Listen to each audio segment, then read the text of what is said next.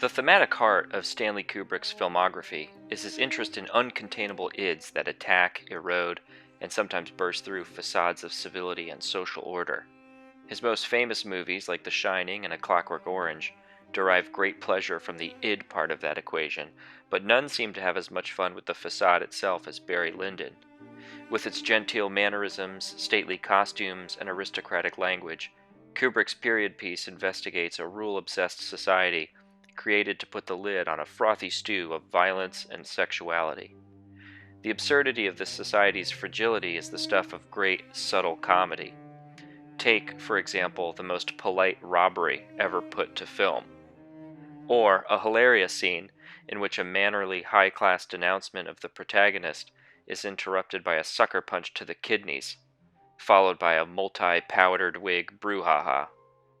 John Alcott's camerawork reinforces this ego-id dualism, switching from painterly compositions to chaotic handheld work throughout.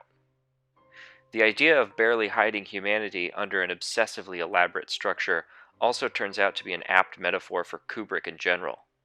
Spielberg points to Paths of Glory's final scene as evidence for Kubrick's heart, but Barry Lyndon's climax works just as well. During an elaborately formal duel, replete with comically convoluted procedures and instructions, a moment of grace and deep empathy transpires between two foes.